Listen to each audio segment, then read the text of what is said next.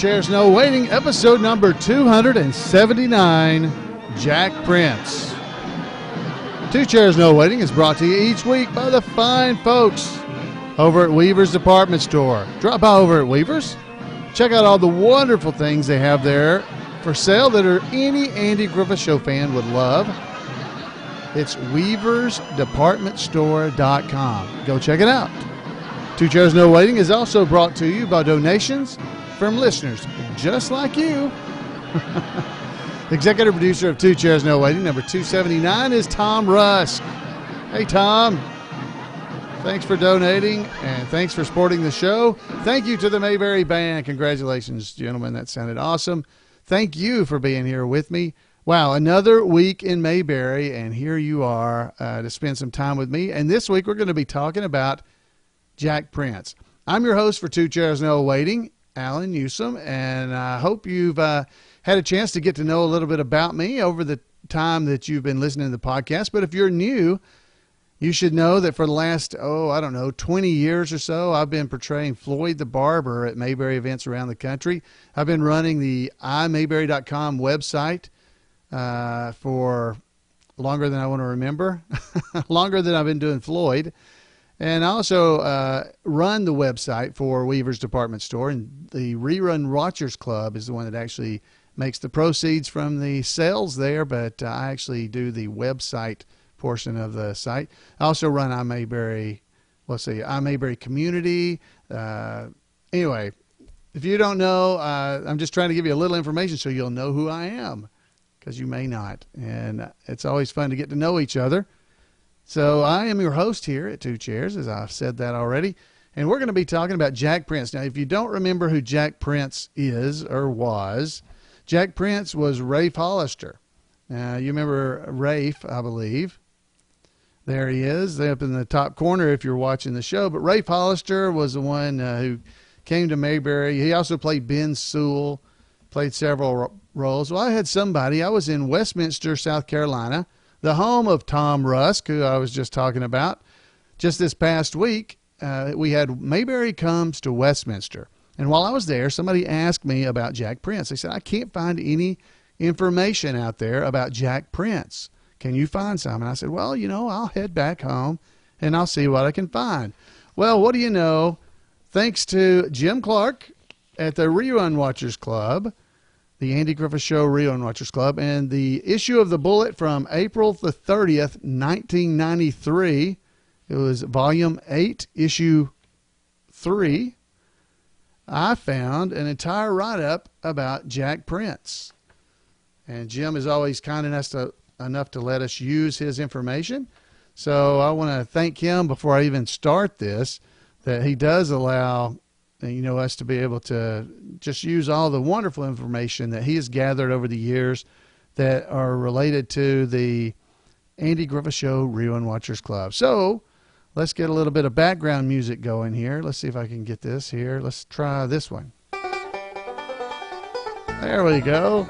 That way it's not just me reading. And let's go find out a little bit about Jack Prince, Rafe Hollister himself. Well, Lady Luck smiled on the world on January the 19th, 1920. That's the day in Shreveport, Louisiana, that young Betty Prince and John Upchurch had a son who was given his father's name. But Lady Luck was saddened 3 years later when Father John died of tuberculosis. Betty was convinced that she was too young to raise her son on her own and allowed him to be brought up instead by her late husband's sister, Neva, and husband, James Liner, who promised to care for the young boy and see that he received a proper education. The young prince was baptized Jack Liner in Monroe, Louisiana in 1927. The same year, he also learned about his real mother. That was when Betty Prince learned that she had not only allowed the Liners to raise her son, but that the papers she had signed 4 years earlier made the Liners young Jack's legal adoptive parents. The Liners both worked in their dry cleaning and laundry business. Plus, James was founder of Monroe's KMLB radio station. Killing two birds with one stone, the Liners kept Jack in school virtually year-round, fulfilling their promise to educate him while they also taking advantage of the built-in babysitting that the school provided. That role of school became even more important after Neva died in 1932 when Jack was only 12 years old. Jack managed to skip a few grades in school, and by the age of 16, he prepared to attend Louisiana Tech and did so for half a year. Then he began his search for his mother, whom he found in El Dorado, Arkansas. He moved to Arkansas to be near her and enrolled in Magnolia A&M, home at the time of the world champion milking cow. Jack continued his liberal arts education until summer break, and when he realized that the world was a great big place and it was his to explore. Full of adventure, he took a bus to the nearest happening place, St. Louis, and arrived as a 275-pound 17-year-old with $3 in his pocket. But Lady Luck's brother was driving that city bus that day, and he referred Jack to a boarding house run by the driver's parents. First thing they made Jack do was sit down and write his mother a letter, let her know where he was and that he was okay. Not exactly an experienced member of the workforce, Jack suddenly faced the reality of figuring out how he was going to support himself. He began scanning the classified ads for work, but before long, his bright blue eyes spotted an ad by the St. Louis Theater seeking performers for its vaudeville amateur show. Yes, Jack had a special talent. As early as an unbelievably young age of 6, he had already been noticed by teacher Clara Hall for his remarkable singing and singing of the usual routine, My Country 'Tis of Thee. You know, he was singing that and she noticed it. She told the Liners Jack ought to receive lessons. And so he soon was under the guidance of his singing teacher, Mary Bush. It wasn't Mrs. Lesh or Mrs. Poultice, but I guess we can forgive him for that. So he took singing lessons from Mary Bush. For his first recital, he performed a musical version of Joyce Clemmer's Trees. He also began performing frequently on the Liners radio station. He also continued to sing for fun throughout his childhood. By the time he arrived in St. Louis, he was, though classically trained, still an amateur when he auditioned for the vaudeville act. His beautiful whispering rendition of Stardust was such a roaring success that he not only won $10 amateur night prize money, but he was also asked by the stage manager, Eve Ross, to return for the remaining 6 weeks of the vaudeville show at that theater. Jack had set out to discover the world, but ironically, the world had discovered Jack Prince instead. As luck again would have it, famed trumpeter Henry Hot Lips Busey was in the audience during the last week of the St. Louis Theater's performance. Jack's amazing ability to blend his soft tenor and deep baritone within the same song so impressed Busey that he invited Jack to tour with him for the next 5 weeks as an extra singer. Wow, what he is a lucky fella. That included 2 weeks in Chicago's renowned Chez Paris. Jack continued his busy schedule of touring popular nightclubs and mixing bits of comedy in with his singing. For 4 years, he was booked solid at the Clamiso Supper Club in Chicago. I'm sure I didn't say that right. Anyway, it was a supper club in Chicago where he sang production numbers and did his own vaudeville-style act. When the United States entered World War II, and Jack answered the call to duty in 1942 as a member of the 13th Special Services Company based in France. While in the Army, Jack and fellow servicemen formed a band called the Chow Hounds that entertained Allied troops throughout Europe. All the while, he was continuing to build his vaudeville experience as a performer. Immediately after the war was over, band leader Shep Fields was touring military camps as the troops waited to return home. He asked if there was anyone in the audience who could perform. and Jack's buddies nudged him. Hey, get up on stage. Immediately impressed by Jack's jazz version of Old Man River, Fields told Jack that if he ever wanted a job singing, to look him up. Well, sure enough, when Jack received his honorable discharge in 1945, he headed to New York on his honeymoon with his bride, Sally Saltzler. She was the first of his 6 wives for Jack, who humbly admits, I was a diehard romantic and a lousy husband. The young couple was dancing at the Roosevelt Grill when Jack tangoed over to bandleader Fields and said, "Remember me?" After 2 fast years as vocalist with Fields, Jack set out on his own and continued to tour top nightclubs throughout the country for more or less specializing. He was more or less specializing on the circuit in the Southeast.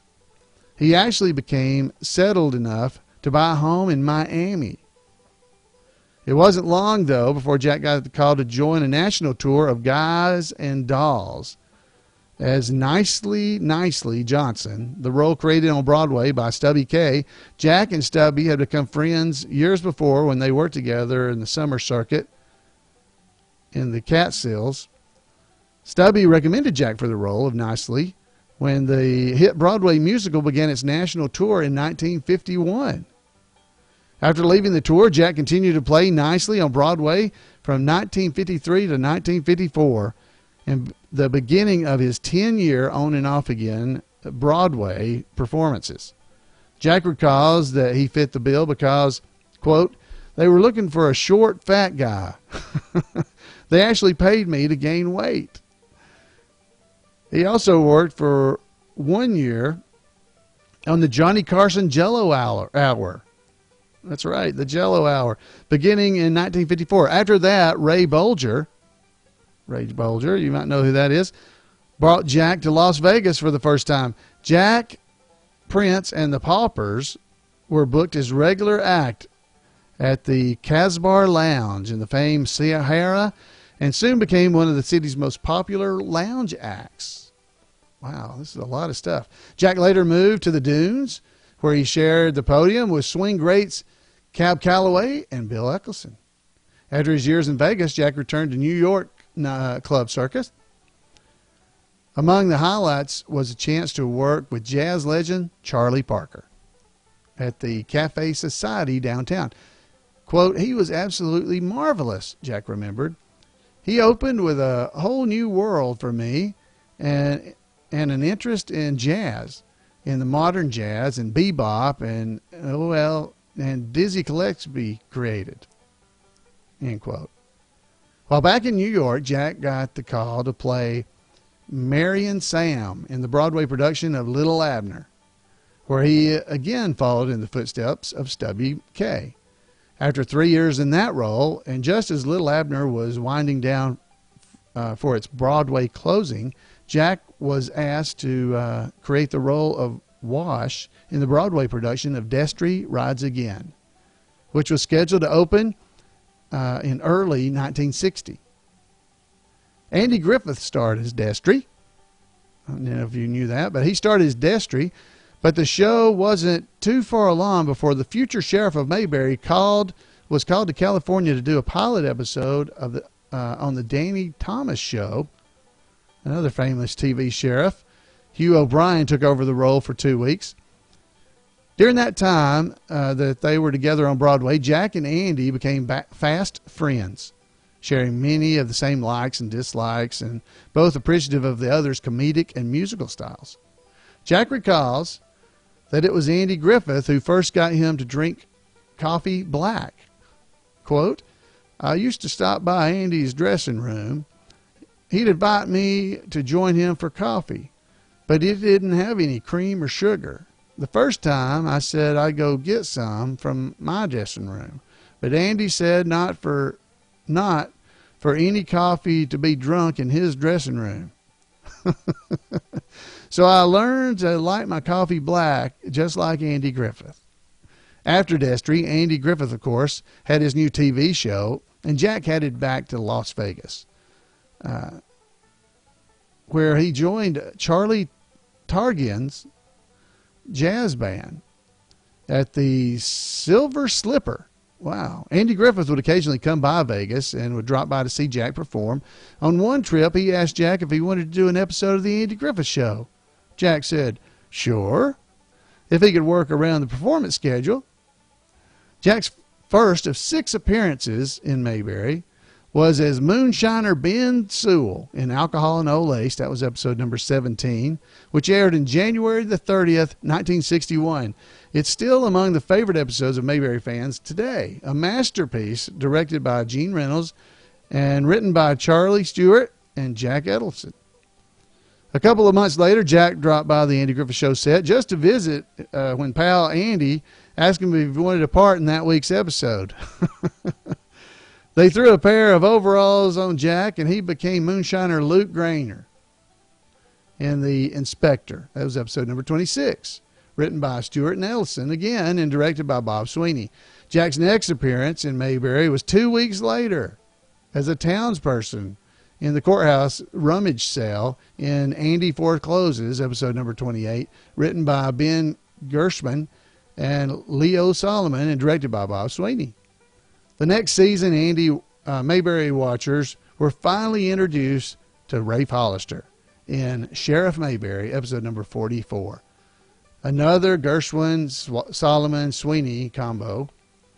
It was a small part, but it set the stage for The County Nurse, episode number 56, which is a Stewart, Ellison, Sweeney operation. Jack made the most of Rafe's shot, and he has been a fan ever since. All the time that Jack was making guest appearances on the Andy Griffith Show, he is still performing at the Silver Slipper. One day, Bob Sweeney dropped by to hear Jack sing and was amazed. He said, Jack, I had no idea you could sing like that. We've got to use your singing in an episode.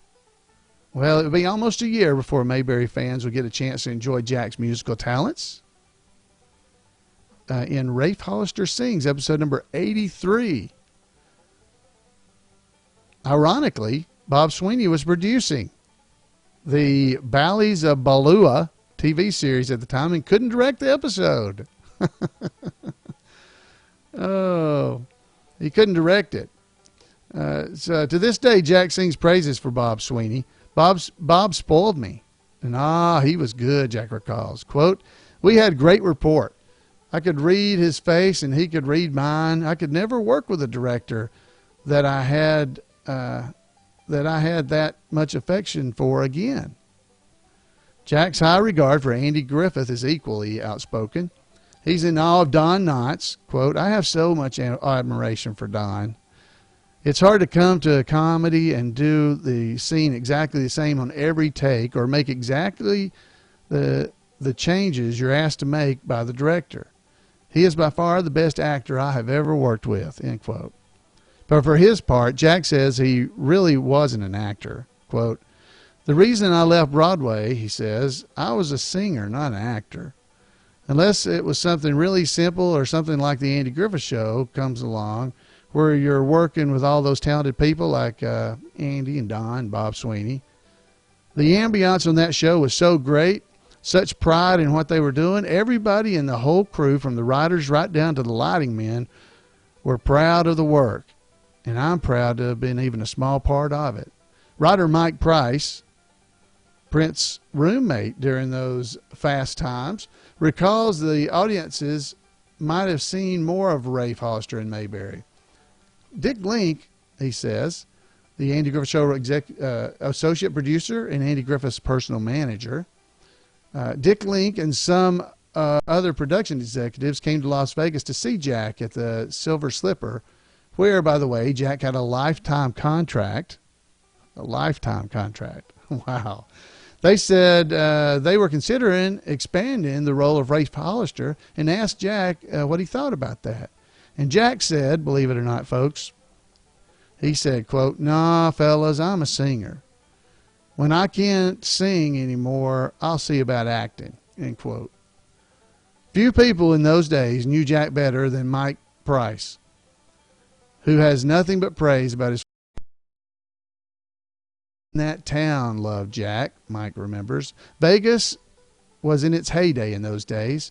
and we were too. The top Vegas performers would drop by the Silver Slipper to hear Jack sing after they finished their own performances.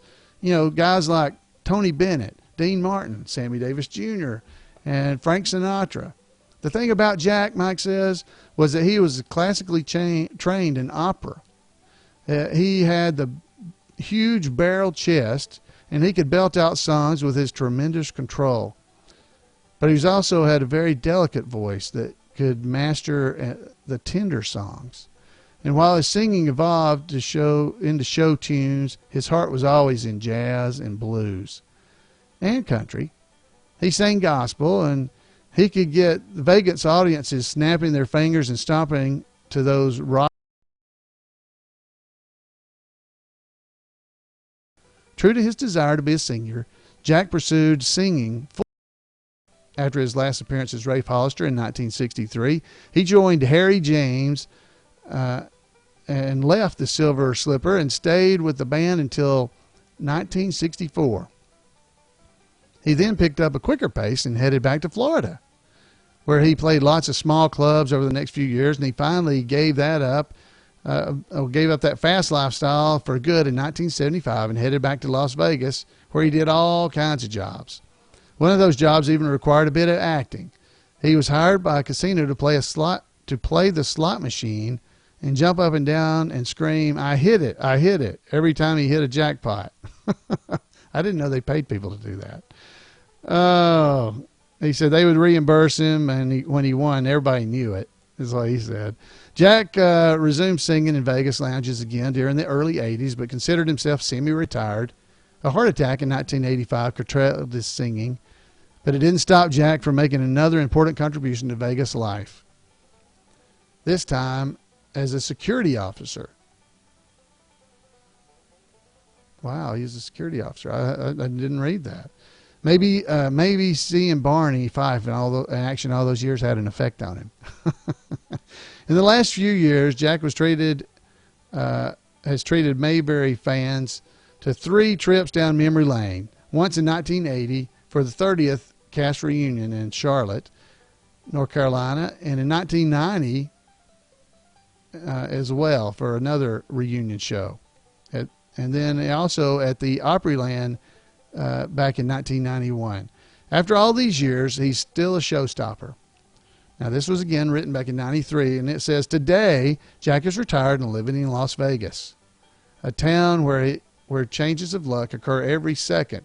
But more than most, Jack has witnessed life's ups and downs, but there's no one who considers himself more fortunate to be where he is than Jack Prince. He lives with Linda Guilford, one of his 3 beloved stepdaughters, her husband Mark, and their daughter Tiffany. He's proud of his 3 biological children, all by his first marriage. Daughter Cindy Lou, who's a owner of a real estate business in Australia. Wow. And 2 sons, Steve, who builds custom homes in Oregon, and Larry, who works in advertisement in California. Jack's had many roles in his career, but says, now I'm playing my favorite role, Grandpa. I've heard that a lot. Lady Luck clearly has her favorites, and one of them is Jack Prince. Closing note. I have a closing note here from Jim Clark. Cataracts have slowed Jack down in responding to letters from fans for the last year or so, but following surgery this spring, he'll soon be back up to speed with his correspondence. He expresses his deep feelings for the fans he has met and corresponded with in recent years. Quote, "They really taught me what love is," end quote. So there you go, folks. That's all about Rafe Hollister. There he is, Jack Prince. Now, that's all I could dig up. I hope you guys enjoyed that. And tonight's episode, I wanted to do something a little bit different. I wanted to go and find something that I thought you guys would enjoy as a closer. So rather than the normal closing music, we're going to have this, we're going to hear from Rafe himself. So, folks, before I let it start playing, I'd love to hear from you. You can give me a call at 888-684-8415 or email me at floyd@imayberry.com or just drop by 2 Chairs No Waiting and you'll find all the ways to get in touch with me right there. So, folks, until next time, enjoy this, and we'll see you then in Mayberry. Good night, everybody. Look down that lonesome road before you travel on.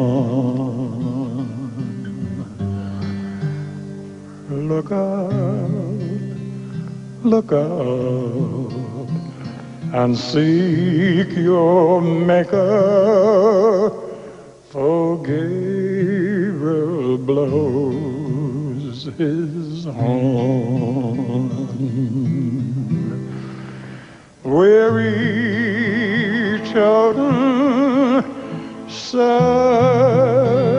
a load, trudging down that lonesome road. Look down that lonesome road before you travel on. Weary toting such a heavy load, trudging down that lonesome road.